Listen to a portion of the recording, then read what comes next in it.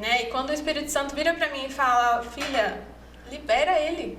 Ele não se preocupa com o que vai acontecer, porque eu também tinha aquele receio. Se eu deixar ele sair de casa, já era. Acabou, ele vai se afundar de vez e eu vou descobrir quando ele estiver morto em algum lugar. Se sair do meu controle, ele não vive. Exatamente, ele não vai viver. Eu, na minha cabecinha, vai ser a expectativa de 2 meses de vida. Vai se afundar de vez e já era. Né? E aí foi um cumprimento de promessa. Então eu tinha a visão do milagre. Eu sabia a dimensão daquilo que a gente tinha vivido como família.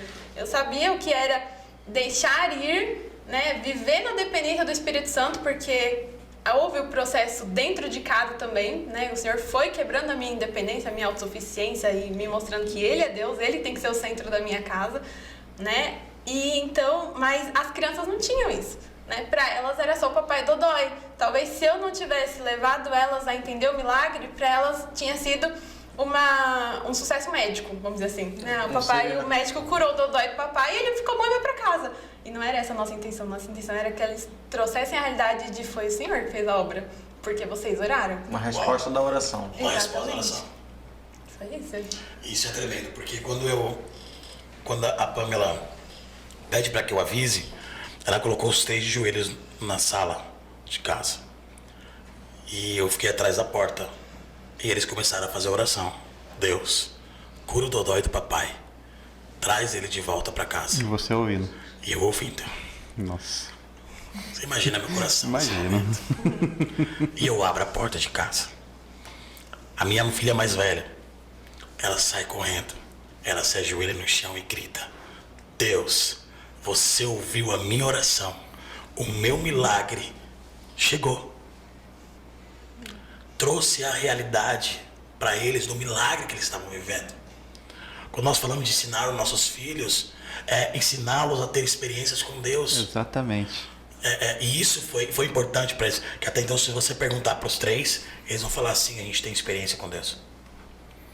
Cara, é um paralelo do testemunho aqui. Essa questão do cuidado e do sacerdócio dentro da sua casa para a criação do teu filho, né? Sim. A palavra fala que ensine o seu filho no caminho que se deve andar, que ele não vai se desviar. E a gente vê muita gente que foi criado dentro de igreja, um exemplo seu mesmo, Sim. que meu também, eu tive aí, não fui tão profundo assim, mas tive também. E entender, cara, que o sacerdócio, o ensina no caminho, é isso. É fazer a pessoa fazer as crianças ter experiência. É completo. É você treinar a fé. Então, se eu orar, Deus vai me responder. É isso. Aí eu tenho fé que Deus, Ele é Deus. Então eu posso contar. Olha o que Ele fez com meu pai. Cara, Trazer a lucidez, né? A criança é muito lúdica, acho que essa é a palavra correta. Sim. A criança ela precisa de coisas lúdicas, né? sim. Então a ideia da Pamela era trazer essa lucidez para eles. Olha e falar assim: olha, tá vendo? Ó, Não ficou só nas palavras. não é só nas palavras. Teve a realização, né? Eles entenderam, né? É isso. Aquilo que eu orei aconteceu. Perfeito, perfeito. Às É vezes a isso. gente tem algumas atitudes com as crianças, né, que a gente faz um cofrinho. A gente fala pra criança: ó, quando você encher esse cofrinho, você pode comprar o seu carrinho de controle remoto, né? Só que a gente esquece de falar pra criança: você vai orar pelo seu carrinho de controle remoto?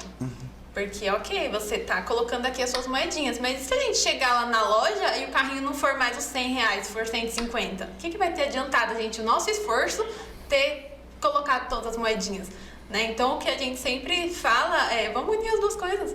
Né? A gente não lê na palavra que o que está ligado na terra está ligado no céu. Então vamos unir as duas coisas. Vamos unir o natural ali do esforço da criancinha colocar a moedinha lá com o poder da fé dela. Então a gente vai orar todo dia. É um carrinho que você quer? Então vamos orar pelo carrinho. Quando o cofrinho estiver cheio, a gente vai orar para Deus e falar: Deus, é o momento? É o momento. Então agora nós vamos lá na loja e a gente vai crer que o Senhor vai ter deixado ali o carrinho no mesmo valor, vai dar tudo certo. Ou vai ter um carrinho melhor, talvez, já vai ter dado o tempo de ter outro carrinho melhor no preço do que você queria, né? E trazer para a criança essa realidade, ó, porque você ter orado, talvez você não compre um carrinho, você vai comprar 2. Olha o milagre do Senhor na sua vida, porque você foi obediente, porque você se esforçou, porque você ficou ali, né? Trabalhou sua fé e trouxe isso à realidade. Então, é muito poderoso falar a respeito de criança. É a diferença da criança ter vivido experiências com Deus, como tu falou no início, né? Que você estava na igreja, mas não tinha experiência.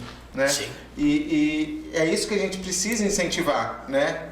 A um adolescente, a uma criança, é buscar essa experiência. Porque, normalmente, para quem tem experiência, mano, dificilmente vai deixar de acreditar naquilo que Deus prometeu. Uau, é sobre isso. Né? É sobre isso. Quem conhece, não só de ler ou de ouvir falar, mas aquele que conhece de ter experiência, né? Sabe que é diferente. O Senhor nos chamou para ser testemunhas. Só é testemunha aquele que viveu, aquele que sentiu, aquele que presenciou. Você não é testemunha de algo que você não viu. Que você só ouviu. Não... Eu só ouvi. Então, se você só ouvir, eu não vou testemunhar. Eu vou falar, eu ouvi que ele é bom. Não. Eu sei que ele é bom. Eu vivi isso. Eu vivi. Então, eu sou testemunha daquilo que eu vivi. Isso é diferente. Então, quando trago essa realidade para a criança, para o adolescente, para o jovem, é diferente. Então, costumamos sermos muito pregadores, mas pouco testemunhas. Isso é muito interessante. E foi para isso que Jesus chamou a gente, né? Foi para ser testemunha, não foi para ser pregador. Vamos pregar o evangelho? Sim, a gente vai pregar o evangelho, mas eu vou pregar aquilo que o Senhor tem feito, não aquilo que eu ouvi que Ele faz. Porque eu, como testemunha, eu vivo a Cristo. Cara, a gente traz cada realidade para nossas crianças. A gente faz uma compra, parece exagero, mas é realidade. O esposo está aqui do lado. Nós fazemos uma compra dentro de casa, qualquer compra que a gente faça do mês, a gente tiramos a sacola, colocamos na mesa e nós vamos orar para agradecer aquilo que o Senhor nos proporcionou. Você chamar o Gael aqui agora, ele vai poder orar por você assim, de uma maneira que você vai ficar impressionado da oração daquela criança. E ele vai orar por aquilo que ele vive. Então ele vai orar pela comida, mas vai orar pelo mindinho.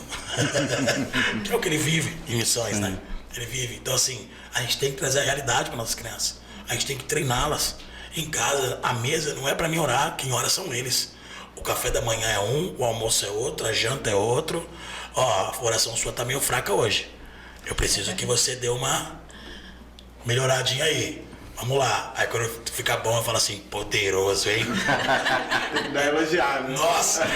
E hoje eles procuram, né, amor? Sim. Hoje, quando eu falo assim, quando eles acabam a oração, eles fazem assim pra mim assim, ó.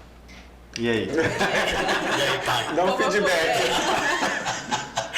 É muito engraçado. E a realidade, a gente precisa trazer isso, né? Então, quando a Pamela ela faz isso e eles entendem o milagre que aconteceu, para eles foi muito importante. Porque até então, hoje, se você sentar para conversar com eles, é capaz de contar o testemunho melhor que a gente. Eles vão nos lugares hoje, eles contam o testemunho para todo mundo, e sem dor alguma.